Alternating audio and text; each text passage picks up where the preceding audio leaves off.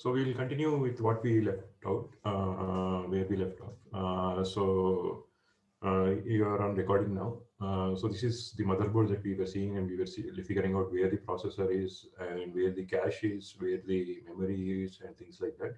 I would specifically ask you to concentrate on this part, which is the CPU socket, the south bridge, and the North Bridge chipset. Can anybody tell me what are these two chipsets? What is a North? What does North Bridge mean to you, and what does South Bridge mean to you?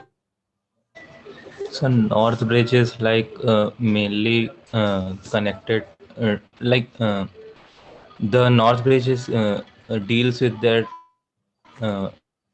like memory modules like Okay, good. Okay. RAM and stuff, and the South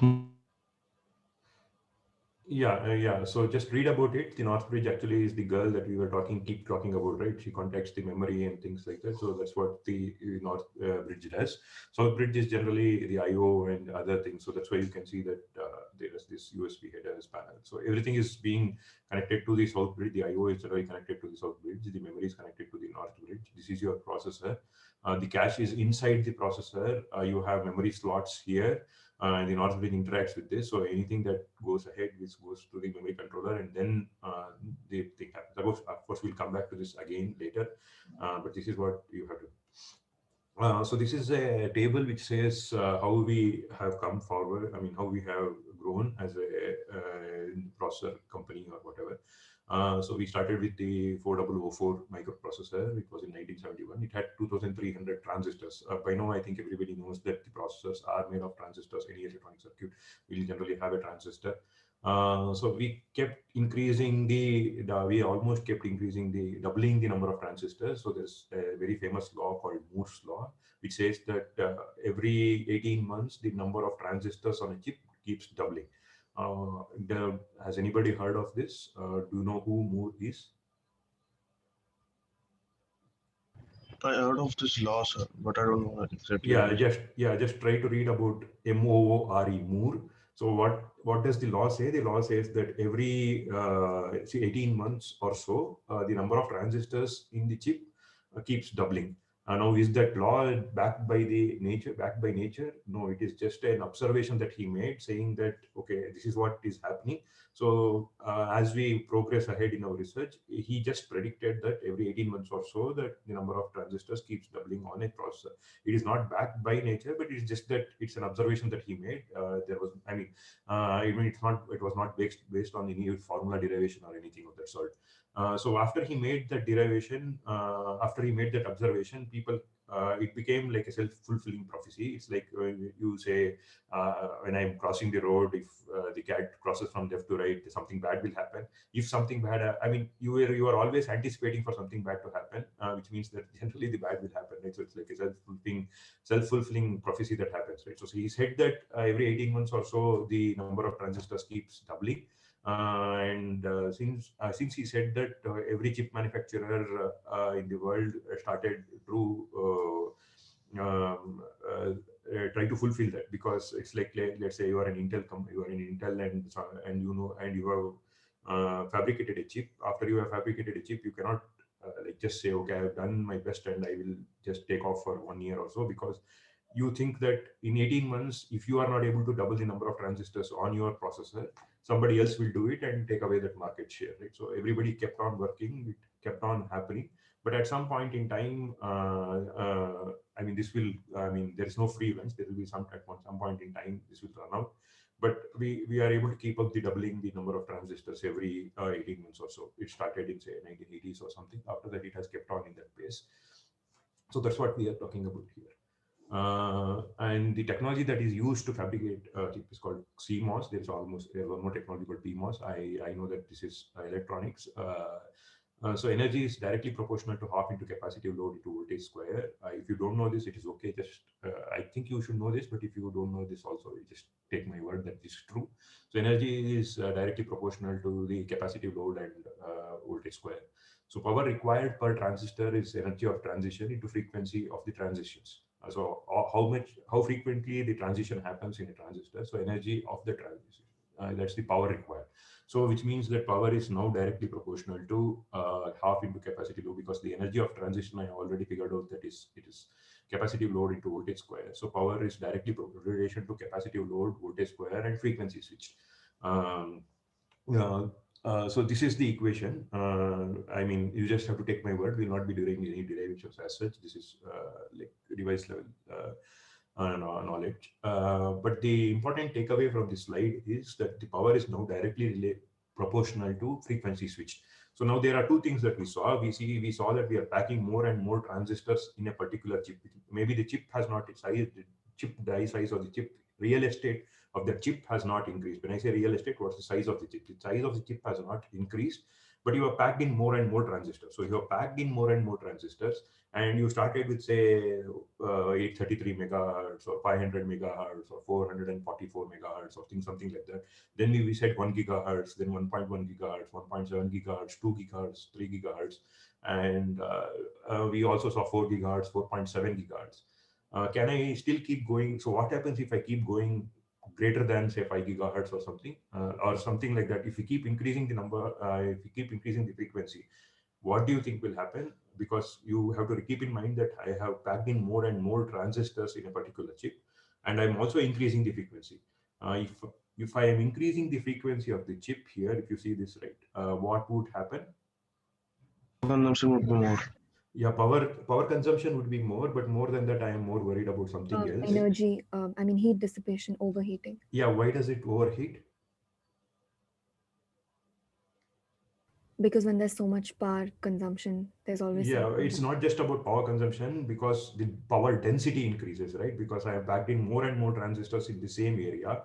I have put in a lot of transistors, and also I am increasing power. I'm also increasing the frequency, which means that the heat dissipation of a processor keeps increasing. So this is what has happened. This slide is from 1999. He is a research scientist he was a research scientist. Avi Mendelson was a research scientist in Intel, I guess. I'm not very sure.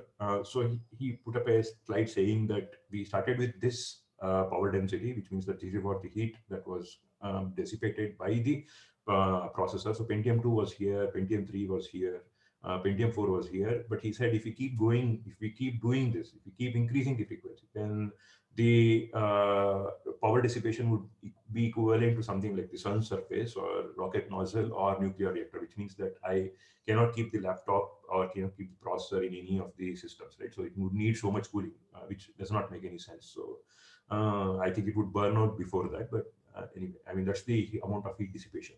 So now, as a processor manufacturing company, you are faced with an issue. What is that issue? The issue is that you can't increase the frequency. You are increasing the number of transistors. You are able to put the more number of transistors, but you cannot increase the frequency. So you have the real estate available to you, real estate of the processor available to you. People are asking, so why does anybody want to keep increasing the frequency? Why did somebody come from 1 gigahertz to 2 gigahertz? Any answer? makes it faster. Yeah, makes it faster, right? So it's like I have already sold a chip which is 1 gigahertz. Then next year I sold a chip 2 gigahertz. So you have done your MBA from Kellogg's or whatever, right? So you have gone into you are now sitting in in the meeting room, and your whole goal of the company is paying you because you are selling chips. And you gave customers 1 gigahertz. Then you said, okay, it was running. And then you said, why do you want to buy a 1 gigahertz chip? Now I have manufactured a say 1.5 gigahertz chip, which means that it would run faster. You don't have to change your code. You don't have to write any specialized function. You don't have to do anything. Just replace 1 gigahertz processor with 1.5 gigahertz processor, and it runs faster. So all your program starts running faster, right? So the customers are very happy. Then you say, so what do customers do if they increase the speed it does? They would do more and more tasks, right? Instead of having, say, maybe a video of, say, 240 pixel, you will say, no, I want HD, I want full HD, quad HD, and things like that, right? People are also, customers are also greedy. So you start increasing the amount, the time it takes for a processor to execute something, or you make the processor faster. They find out some application to use the processor to its full extent. Or they might build excellent games which are fully detailed, which means that they start using more and more processing power. So that's what happened. So now you are in the meeting room. You sold 1.5 gigahertz. Then you said, okay, I will sell 2 gigahertz. Then I'll sell 4 gigahertz. Now you have made these customers dependent on you, like, which means that you are able to sell the chips because you are able to tell them that you are able to run something faster. But now you say that, okay, I can't increase. You go and tell your engineers to increase the frequency beyond, say, 4.7 gig. I think I saw 4.75 gigahertz. So the engineers tell you that I can't increase more than 5 gigahertz.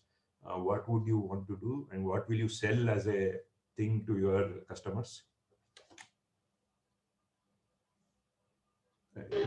Sir, like if we cannot increase the speed of a single processor, maybe we can increase the number of processors like multi-core. Yeah, so that's what they did. So they said, okay, in a system like Intel, right, after Intel Pentium 4, they didn't say, I'll keep increasing the frequency, right? So they said, I will come up with the dual core machine. So that's what we have happened, right? So because we already have the transistors, we can't increase the frequency, but we want the people, I mean, we want the customers to do something more and more efficiently, which means that I will have two different cores, but in the same chip. But they will be running in the same frequency. But since there are two cores that are running, instead of like one horse driving a chariot, you are like having two horses that are driving a chariot. So your dual core came, four core came, quad core came, and then now octa core came, hexa core is there. So I mean, of course, this was happening before also, but the Summit has like those many number of cores. I think I don't have this here. Yeah, if you see here, right, this Tanmay Tayulite has 256 cores on a single chip. So this kept on happening. So this is also happening even now. Like we are increasing the number of cores as and we go ahead in the future. So this is some kind of history, but we will come back to. I mean, we'll be coming back to almost all the things again and again in the class. But there's one more important thing that you will have to know. We will see why this is true. So what is the execution time of a particular program that you give? You know what is a program, right? I will not go into those boxes again and again. I think people are bored with those boxes. But let's assume that you know that picture in mind, right? So whenever I talk about something, you know the picture in mind, where there's a circle and there's one guy who is sitting here who has few tiny boxes with him, and then there's one huge box which is outside that particular circle, and there are more tiny boxes there, right? So and you are giving him a set of instructions, and he will execute one instruction after the other. So if I give him say 1,000 instructions, what is the time he takes for it to execute? All right, so that's the question. So I say the execution time is clock cycle time into number of instructions into average CPI. CPI, I can say it is clock cycles per instruction. So what do I mean by clock cycle per instruction? So any processor is backed by a frequency thing. So we say, when I say 1 gigahertz, it means that, what does it mean? Okay, what does 1 gigahertz mean?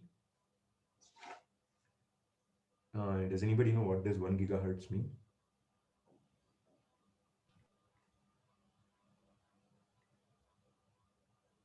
Okay, any answer is fine. Even if it is wrong, it's fine. 10 power minus 9 S. No. What does 1 gigahertz mean? What happens in that? So what do you mean by what does 1 giga mean? Forget about hertz. What does 1 giga mean? 10 to the power 9.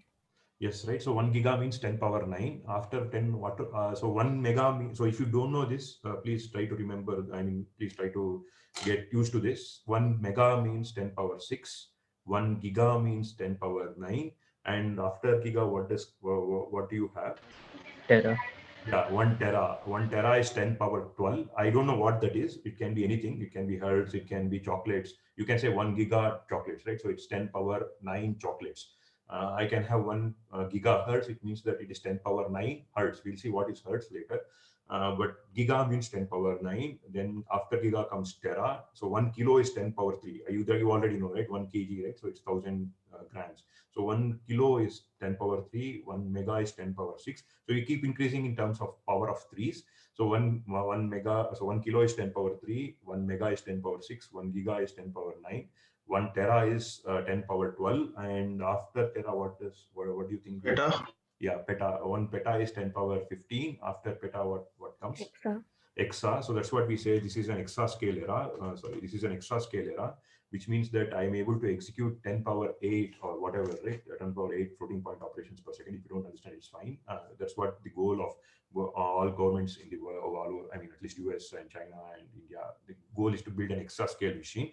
After Hexa, what comes? Okay, if you don't know, it's fine. It's called zeta, and then comes yoto. So yoto is 10 power 24, zeta is 10 power 21. But I think it will take at least your time to come there. But at least in my by now we have in exascale machine. So the project itself is called an exascale computing project. Anyway, we'll not get into it. Okay, so now what does 1 hertz mean to you? So 1 cycle per second. Yeah, it is 1 cycle, right? So if I say 1 gigahertz, it means that how many cycles are there in a second? 10 to the power 9. Yeah, 10 to, so there are 10 to the power 9 cycles per second. So when I say 1 gigahertz, it means the 10 power 9 cycles. So what do you mean by a cycle? Is it the physical cycle, or what is a cycle? Maybe the time to do that instruction. No. That No. What is a cycle? I don't know what even is an instruction also. Okay, go ahead. Yeah, somebody was saying something. How often the processor asks what to do No, next? I'm not even talking about processor. What does 1 cycle in an electronic circuit mean to you? So you have done your digital design, right? Have you used the term cycle? Or the power cycle of the clock? What does power cycle mean? I mean the clock, the frequency of the clock that powers the circuit. Yeah, but A pulse or some. yeah, what is that pulse? No, has this Electron. been okay? I think you should have read about cycles in digital circuits, right? Is the answer yes or no? So we have digital circuits and we have a clock which has like the pulses. Yeah. So Periodic pulses. what do you mean by that cycle then? You should know what is a cycle then. Okay, if you don't know what is a cycle, please Google and read about what is a cycle, right? Is it that up and down thing that happens? Does it include the up and down thing, or does it include only the up thing? Do you up get and what? down thing. Yeah. So yeah, just think about it, right? Whether okay, maybe I should share my screen. Okay, just a second.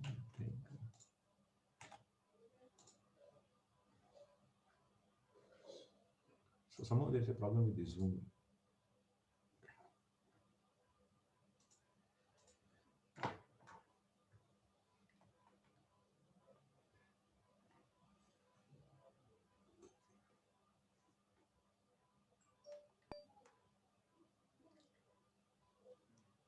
Okay, before that, we said that there were prizes, right?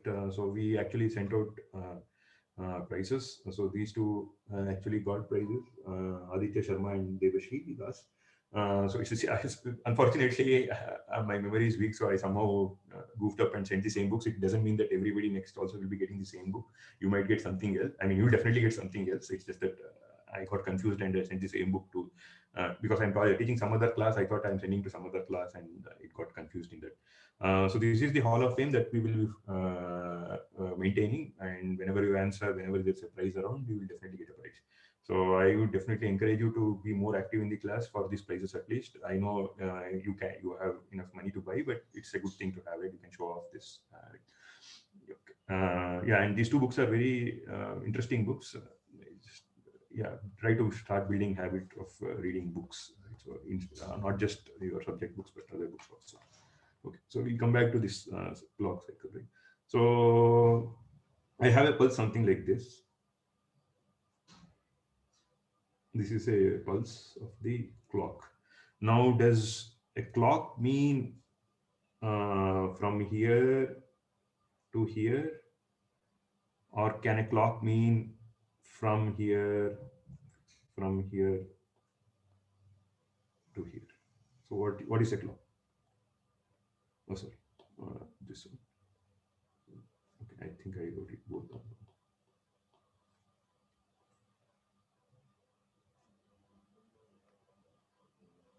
Yeah. Okay. Yeah, I think I was right. Okay. So does the blue line is this the clock, or is this the clock? So the red one. Are you sure about it? Both can be considered, I think. Yeah, so your assignment is not the graded assignment. Please read about what is a clock. Okay. Please read what actually clock means to you. So that you have to understand. Whether you understand it in terms of stick diagrams or whatever, you have to know what is a clock, right? Of course, I can ask one more question. I can ask, is this the clock? Is this the clock? Yeah, right. So just try to read about more about what is a clock.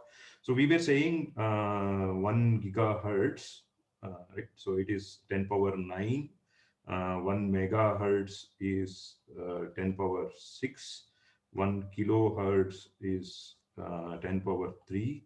And 1 terahertz is 10 power 12, and so on and so forth, right? So this you can just Google and see, right? So everybody would know, right? After tera comes peta, after peta comes exa, after exa comes zeta, zeta comes yoto, right? Okay. So we saw that 1 gigahertz is 10 power 9 clocks per second. So you one clock cycle time. So one clock cycle time is how much now in terms of seconds? I know that the clock has 10 power 9 cycles per second, right? So that's what I'm saying. So one clock cycle time is how much? 10 power minus 9. Yeah, 10 power minus 9. Sorry, 10 power 9 minus 9 seconds, right? So if you don't know how you got this, yeah, I would say it's 1 second is 10 power 9 cycles. Right, I don't know whether you do it this way or whatever way, right? So one cycle is how much? So you do a cross multiplication, it's 1 divided by 10 power 9. So it will be 10 power 9 minus 9 seconds. So this is nothing but 1 nanosecond. Nano is 10 power minus 9. You similarly have the same scale in terms of negative things. You have nano, pico, femto, and things like that, right? Milliseconds and whatever, right? So 10 power minus 9 is 1 nanosecond. Okay. So this I think is I think you understood what I'm trying to say, right? Okay. If you have doubts, please feel free to stop me and ask me. As I said, some things I assume that you already know, and some things it might get boring also. So that's why I'm trying to run faster. But if you're not able to understand something, please stop me, and then I will be able to help you. So I said 1 gigahertz is 1 nanosecond. Let's say I am running a 1 gigahertz clock for the processor, and I have 10 instructions. So I have 10 instructions. I'm running a 1 gigahertz clock, and the average clock cycles per instruction. So how many clock cycles do I take to execute one instruction? Let's say it's an add, subtract, whatever, right? Let's say the average CPI is 1 cycle, which means that I will take 1 cycle to execute any instruction that is given to me. Irrespective of the instruction, I will take 1 clock cycle to execute that instruction. So that is the parameter given to you. So I take 1 clock cycle to execute one instruction. The number of instructions are 10, and the clock cycle is 1 gigahertz, or it is 1 nanosecond. Now, what will be the execution time? Power minus 8. 10 nanosecond. 10 power? Minus 8. Yeah, 10 power minus 8. So I hope everybody knows how you got it, right? So the clock cycle time is 10 power minus 9. Number of instructions is 10. Average CPI is 1. So which means that I took 10 power minus 8 seconds to execute it. So if I give 10 instructions, that guy will be able to execute all the 10 instructions in 10 power minus 8 seconds. Let's say instead of taking 1 clock cycle for an instruction, on average, he will take 10 clock cycles per instruction. Then the execution time will be 10 power minus 7, because it is lower, because every instruction is now, instead of taking 1 clock cycle, it is taking 10 clock cycles, right? Is this clear till now? Does anybody have any doubt here?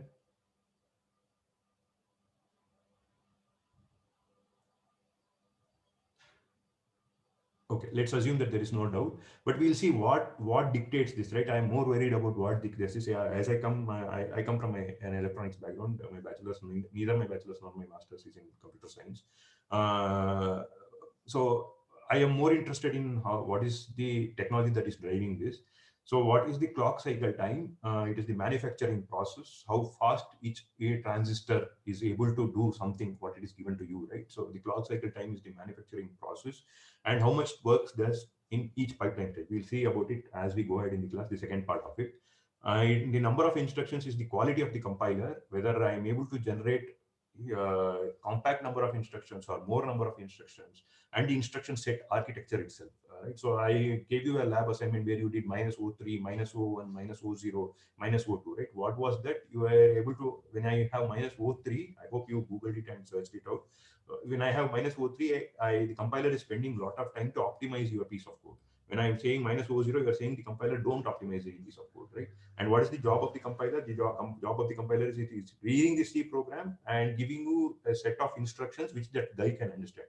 So compiler is the guy who is sitting in between, and he's taking the C program and converting it to a series of instructions which the guy who is sitting in that particular box is able to execute. Right? And CPI is the nature of each instruction, the quality of the architecture implementation. We'll again come back to the CPI later. But this is what it roughly means. Like if I have to kind of calculate the total execution time of any given set of instructions or any given program, then it is the clock cycle time into number of instructions into average CPI. Okay. So now there is an interesting question. So now you have two different architectures. Let's say well, I have one architecture where the average CPI, average clock cycles per instruction, is a bit higher, but the number of instructions is a lot lower. And there's one more different architecture which says the average CPI, which means that the amount of time it takes to execute a single instruction is very small, which means that it's in order of 1 or 2. But if I have such a thing, I have to write more number of instructions, right? Let's say I gave you only add, subtract, and I did not give you divide. I did not give you an instruction called division. I just gave you add, subtract, and multiply. Will you be able to implement division using that? Yes, sir. Yes, right. So you are able to implement division using add, subtract, right? Let's say I give you a new instruction called LCM. You can do LCM implementation without the instruction, which means that you have to write more number of instructions to calculate the LCM. But maybe one architecture says you don't have to do this. I will do it in hardware. So I have an instruction called LCM. So you just use LCM and 2 registers. It will tell you what is the LCM of those 2 numbers. But what happens is that such an instruction takes longer number of clock cycles. So the average CPI for such an architecture is a bit high. Okay, so okay, I think I should have put everything in one shot.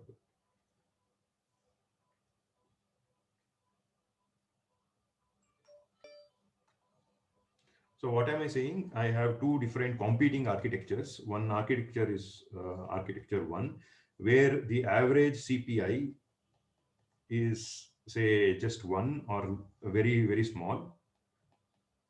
But the number of instructions that I have to execute to get a task done. So the task is same for both of them. So let's say the task is let's say we call the task X, maybe it is some application that I'm writing. The number of instructions is huge. Why? Because it's a bit high.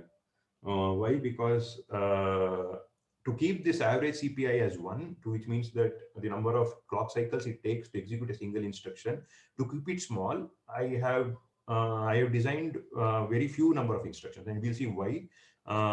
There is another architecture 2, where the average CPI is maybe 1.3, right? So it means that of course, one instruction cannot take 1.3. On average, each instruction takes 1.3 clock cycles, which means that this is higher. But the number of instructions to do the same task,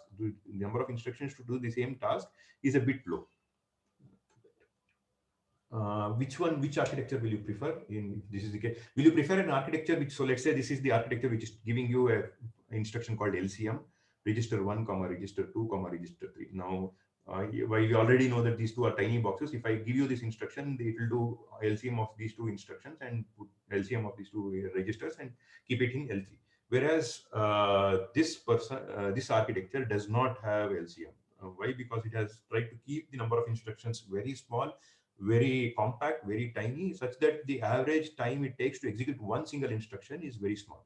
So the same task X for architecture 1 maybe has 1 billion instructions, and maybe for this architecture, task X has a 0.75 billion instructions. Why is the number of instructions less? Because I have I have such specialized instructions to do specialized tasks. Which architecture will you prefer?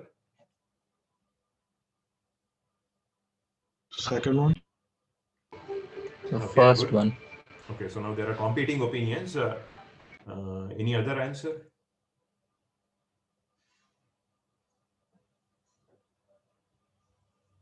Any other answer? Or why would you pick one or against two or whatever? So they're I, almost the I same. just looked at the execution time. Okay. I mean, yeah, just don't look at the execution time for now because there are other components. But in general, what is your thought process? Because we know this task X is taking 1 billion and 1.7, but this is an X variable, which means that I might run X, Y, Z, M, N, or different types of tasks, right? So when you are a chip manufacturing company, you don't know what this chip in general will be used for, right? So somebody might use it for just movie playing games, somebody might use it for just zipping some applications, some scientific application, or just using calculator. Maybe my mother uses just to browse the internet. So there are many tasks that one has to compute, right? So I don't have I know some generic idea of how the tasks behave, but I don't know what specific task is, so that will be executed on the architecture. So I have to do the best that I can do without the knowledge of the specific task that I will be running. Of course, I will know some idea of the task, but I will not know this. So this 0.1 billion and 0.75 billion is just one number, right? Maybe task Y would they say here it might take say 2 billion instructions, and task Y here might just take might just take 1.9 billion instructions, which means that the advantage that I got by going from architecture 1 to architecture 2 in task X is high because I am able to reduce 0.25 billion instructions. But for task Y, I am not able to reduce as many instructions as I was able to reduce to task X. But average CPI is higher, which means that for task Y, maybe your answer would have been architecture 1. Is that right? So architecture one is like better in my opinion because like average CPI is less, and secondly the number of instructions is more, but it can be distributed like to more cores, something No, like there is that. no. Let's know there is no course. Okay, then it can be said like the workload on the CPU will be a little bit less because the average CPI is small. No, right? The workload is higher, right? Because you have to execute more and more instructions, right? So this guy would take more time because there are more instructions. It might take more time because there are more instructions, right? But like they are simpler, right? So they can be executed faster. Okay, if you are an Intel executive and you have to make this call, and you are building the x86 processor, which architecture will you choose? And what is your guess? What did Intel choose actually? I mean, forget about you choosing it. What do you think Intel chose? First one. Architecture 1. Architecture 1. Yes, sir. So do you It think has more x86? flexibility. Huh? It's more flexibility, as you said. You can No, there's no more expand flexibility, it. right? This is more easier, right? Because I can go and tell the programmer or the guy who is writing. So let's say I have to sell this architecture to. Let's say I'm just acting the devil's advocate. Let's say I want to sell the architecture to. I will go and tell the programmer that you don't have to worry about implementing the LCM. I would have implemented this LCM in a very efficient way in the hardware. I would have implemented some other specified instruction in a very specific. Let's say I ask you to implement a division instruction, right? The way you might implement division instruction might not be very optimized because there are thousands of programmers that are doing, or maybe the compiler, there are different versions of compiler. Maybe the compiler is not able to generate efficient code. But whereas if I do it in hardware, I am much more better in doing it in hardware because hardware is any day faster, right? So I'm going and telling the guys who are writing the compiler or the programmers that you don't have to worry about optimizing the division instruction. I have given you the best division instruction in the hardware itself. So who will the customer buy? Will he buy the architecture 1 or architecture 2? Some one thing more is like for if the instructions are simpler, like they will consume a little bit less power than Why do you think so? architecture 2. Why do you think so? So because average CPI is less, so it will No, like no, it's not just because of average CPI. It is because of something else that it consumes lesser power. Uh, so instruction sets are also a little bit simpler. Yeah, but why should it consume less power?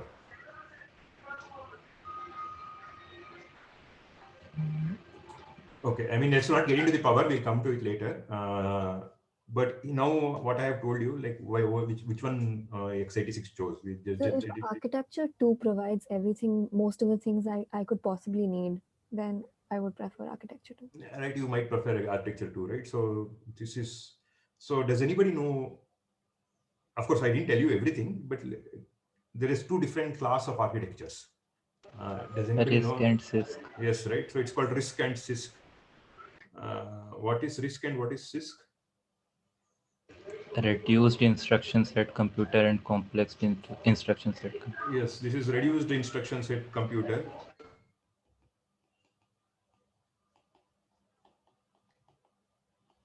And this is a complex instruction set computer. Of course, I'm not saying this is complex and that is reduced because I just some dummy example that I gave you. So is x86 CISC or RISC? CISC. x86 is CISC, right? So the example for CISC is x86. Any other example for CISC?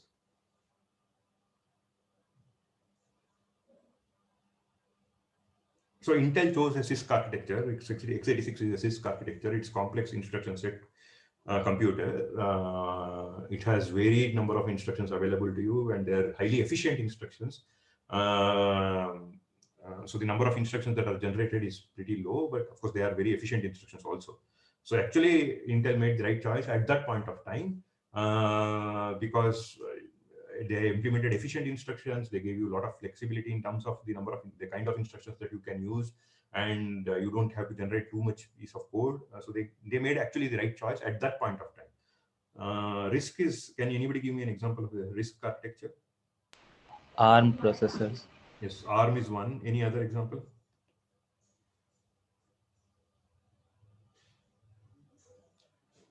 Anybody else?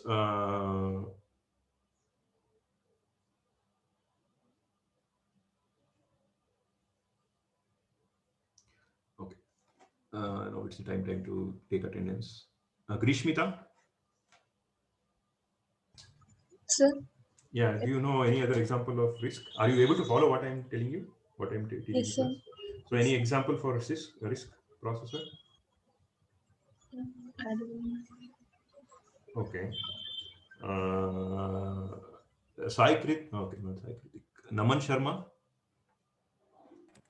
Present, sir. Yeah, any example for a RISC processor other than ARM? I don't know.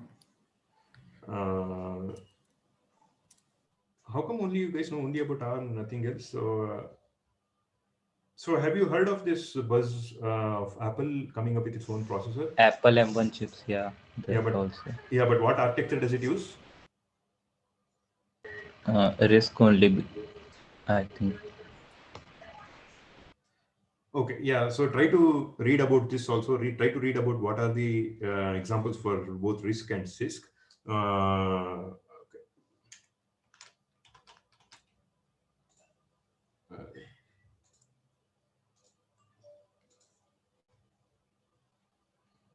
So can you tell me which one of these two is better?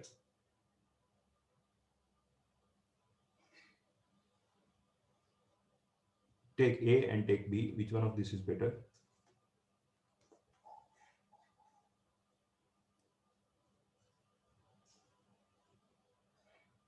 Yeah, other than Amit, somebody else, because I mean, I don't want one person to take over the class. Other than Amit, I think somebody else should try this.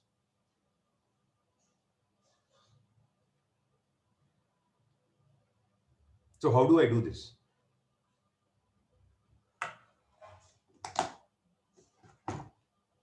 You multiply clock cycle time number of instructions and have it CPI. Okay, so we'll do it maybe.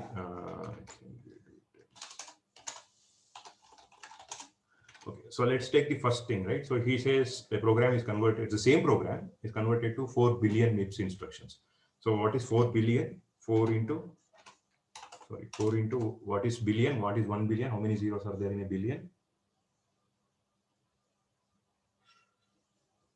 10 power 9. 10 power 9, right? I mean, a billionaire is 10 power 9, whatever dollars or rupees, right? What is a millionaire? Millionaire is 10 power 6, which means that in Indian terms, it is 10 lakhs, right? So anybody who has 10 lakhs is a millionaire. It's 10 power 6. So billion is 10 power 9, right? The MIPS processor is implemented such that the instruction completes in an average of 1.5 cycles.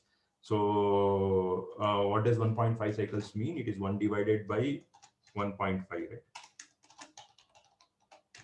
That will be the nanoseconds it takes. Does everybody agree? Yes, sir. Okay, sorry, it's not. No, I wrote something wrong, right? Sorry, the average is 1.5 cycles, so it is just 1.5 cycles. So till here, these are the number of instructions. Each instruction takes 1.5 cycles, and it's a 1 gigahertz clock, which means that it takes 1 nanosecond. 1 by 9, 10 to the power 9. Yeah, right. So this is the amount of time it takes, right? If I have to carry, so this is the number of nanoseconds it takes. It takes 6 followed by some number of zeros, nanoseconds. But I want it in number of seconds. So what do I divide it by? I divide it by 10 power 9, right? Is everybody able to follow? Yes, sir. Okay, so what did I do? I'm trying to calculate the amount of time it takes to complete that program. It had 4 billion instructions. So that's why it's 4 into 10 power 9 into 1.5. Why do I take 1.5? It says the average time it takes to execute one instruction is 1.5 cycles. So it's 1.5. And the clock cycle is 1 gigahertz, which means that it is 1 into 10 power 9 cycles per second, which means that how much I am calculating it is per second. So it's 1 clock cycle. So 1 clock cycle takes 1 nanosecond. So if I do this till here, I will get it in the amount of time it takes to execute that program on a MIPS processor in nanoseconds. But I want it in seconds, so I divide it by 10 power 9. So it takes 6 seconds. We'll do the same thing for the other kind of thing. So let's say it takes 2 billion instructions. 2 into 10 power 9 into 6 cycles into what? 1 by 1.5 into 10 to the power 9. Yeah, 1 by 1.5. Why? Because the clock frequency, if you see, is higher, which means that I'm able to execute the instruction faster. So instead of it taking 1 nanosecond, I think it will take 1 divided by 1.5 is 0.67 nanoseconds. Right. So instead, this 1 gigahertz was taking 1 nanosecond as per clock cycle. Now 1.5 gigahertz will take 0.67, right? Because it's 1 divided by 1.5. And this I will get it in, again, nanoseconds. I want to divide it by the nano thing. So this is taking 8 seconds. So this guy took 8 seconds. This guy took 6 seconds. This is just a made up example. Generally, it might so happen that x86 is generally faster. Intel people are not dumb. They had too many. I mean, they had many Nobel laureates and many scientists working for them. So it's not just that they were wrong and we were right. There are many cases where instead of this taking 2 billion instructions, let's say instead of this taking 2 billion instructions, since it has such a powerful architecture, such a powerful instruction set available to you, it takes just 1 billion. Then you are able to do the same program in 4 seconds, which the MIPS was taking 6 seconds, right? So how many instructions this will be converted to is a very subjective thing. It is not that if this takes 4 billion, this will take 2 billion. If this takes 8 billion, this will take 4 billion. If this takes 16 billion, it will take 8 billion. No. It depends on the program. It depends on the instruction set available to you. It depends on the compiler that you are using, how efficient the compiler has been built, and what is the whether you are using O0, O1, O2, O3, or whatever, right? So if this had taken 1 billion instructions, I would have completed this entire program in 4 seconds, where this was taking 6 seconds. So if that is the case, why do you think Intel is losing out in the industry when compared to ARM? Today, everywhere ARM is there, even in mobiles or even the Apple, right? So Apple, I don't know whether you know the history or not. Apple was using some architecture till 2005 called PowerPC architecture. It's a different architecture. It's called PowerPC. So that was the architecture that it was using. When I say architecture, it means the kind of instructions that I give it to the guy. I am designing the guy such that he can understand some kind of instructions. So one architecture is PowerPC, the other architecture is x86. There are many such architectures. you will be learning MIPS architecture. MIPS stands for multiprocessor without interlock pipeline stages. We'll see what that means actually, but later. So Apple was using PowerPC till 2004. I might be confused with the time, maybe 2002, 2005 or something like that. Then they said, okay, I don't want to use PowerPC anymore. I will use x86 architecture. So they started using Intel's processor. From 2005 onwards, they started using Intel's processor. So any Apple chip, the Apple laptop you buy was using an Intel processor. So they used to buy from Intel and use that chip to give you the Apple laptop. Right? But in 2020, that is just 2-3 months back, they said we'll no longer be using Intel architecture, but they have come up with their own processor called Apple M1 processor. And it's based on an ARM architecture. And it is much faster than compared to x86 architecture. Not just faster, more than faster, there is something else that is driving them. What Power changed? efficiency. Yeah, Amit, I think you should give time for others also. I mean, if somebody is answering too many times, please give time to others also. So one of the interesting things that happened was people started going mobile, right? So they, instead of always being plugged into a power socket, people wanted something that they can carry around, whether it is a mobile or whether it is a laptop. They wanted something to carry around everywhere. And that happens because there is some battery that is built into it, but the battery's power is limited. It's not unlimited, right? So if Apple figured out that if I use Intel processor, the amount of power that it consumes is high, which means that the battery drains out faster. Let's say I give you a mobile and say it's the best processor, it's the best mobile that I can give you. It can do a lot of things for you. It can do everything that is that under the sun it will do for you. But let's say I tell you that you have to charge the mobile every 2 hours. And I give you another mobile which might be not as good as this mobile, but I say you can charge this mobile every, say, 10 hours or so, which means that while going to sleep, you will just charge it and forget it. You will buy the second mobile. Definitely nobody will buy the first mobile because every 2 hours, nobody has the capacity to charge. Nobody wants to carry this bulky battery along with them, right? That's the same thing with laptop. If you buy a laptop, which is Apple now, or with an Intel processor, it used to come, so say 6 hours to 8 hours, but people are not happy with that 6 to 8 hours. People want more and more. If you use now Intel, the same thing, if you use Intel, Apple's M1 processor, the battery life they are claiming is to be 20 hours, and it is faster also. And the reason is because they changed it's not just because of the instruction set architecture. They changed a lot of other components here. They changed the manufacturing process, which means that they went to a lesser nanometer die. But there were many other components. So, but what I'm trying to say is your choice of instruction set architecture is also important. And also the flexibility is important. Also the power or the, so it doesn't mean that you have to remove all the instructions and you'll just give add and subtract and you'll say the average CPI is 0.3 or 0.1, right? So that also doesn't make sense. So you cannot just strip away all the instructions and say, I will just give you add, subtract and load. Everything else you implement yourself such that the average clock cycles per instruction is very less. If you do that, nobody will buy it, right? So there's a sweet spot, and that sweet spot changes accordingly with the requirement of the customers, with the current generation that we are in, right? When Intel made the decision using a CISC processor, mobile world was not there. Nobody was carrying around a mobile with them, right? So when Intel made that choice, CISC was best. But what they made, of course, I'm not the right person to say that, but one of the things that people talk about is that Intel did not transition to the mobile world.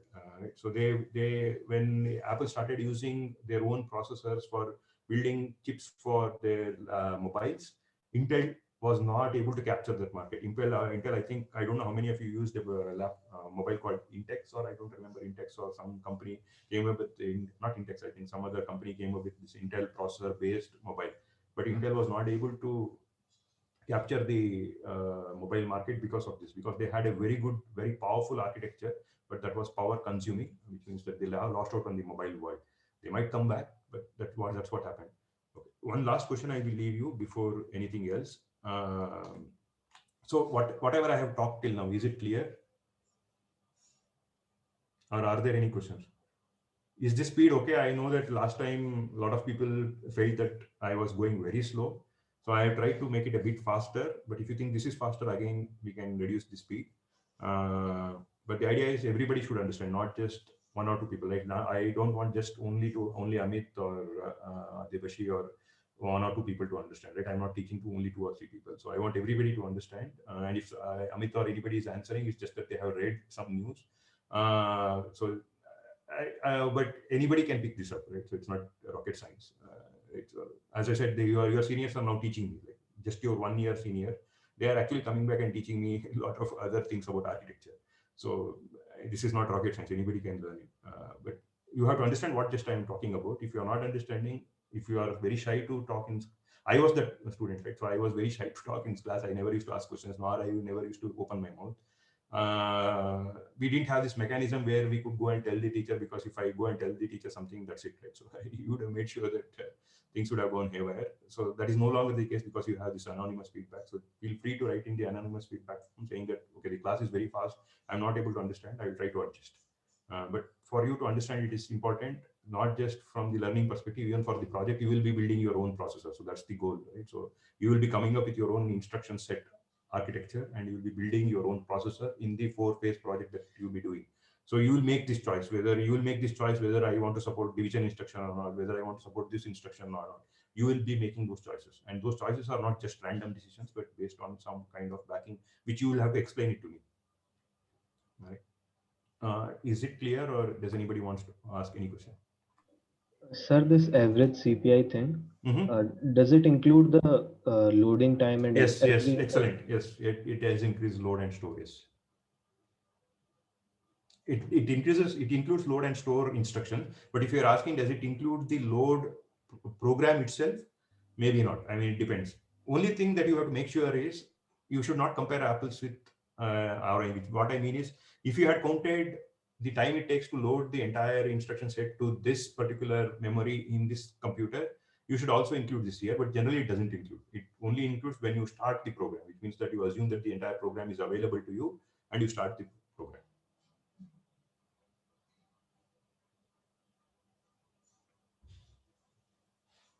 But yeah, there might be an instruction. Yes, it's a good question actually. Are there any other questions? Okay, so I will ask you this. Why is it called x86? Why not x87? Do you think that it is because it was manufactured in the year 1986? No, right? Because Intel i7 processor is also called x86 architecture. Why is it called x86? Maybe because of 6 cycles. No. This is just an example I made up, so I don't even know where I got this example from. Okay, this is not 6 cycles. This might be something else. I don't know where I don't know whether I came up with this example or I just copied it from somewhere. I don't know. Maybe more often than not, I would have made up some random gibberish example. So this can be 1 billion also, right? So we saw that if it's 1 billion, this is better. If it's 2 billion, the other one is better. Okay, did everybody understand if this is 1 billion, why this is better? And if this is 2 billion, why this is better? You understand this calculation, right? Okay. So why is it called x86?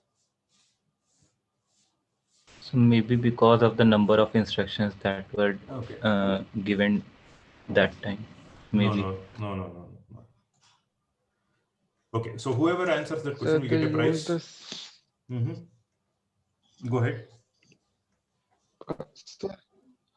I guess they use the same architecture and increase the instruction. You are almost there, but I still will not get the prize because I want some more. I'm looking for. You are almost there. I'm not saying you're wrong, but for you to qualify for a prize, you have to do a bit more better than that. Any other answer? Or was it just an update? No, right? Like if on you the say previous versions. No, what do you mean by an update? Like they modified something and then just like created a new one and then they had to follow the name. No, but what did they modify? Number of transistors? No, do you think they just modified the number of transistors? So obviously the transistor was increasing, but the instruction sets was also increased. You were right in the previous iteration that you were trying.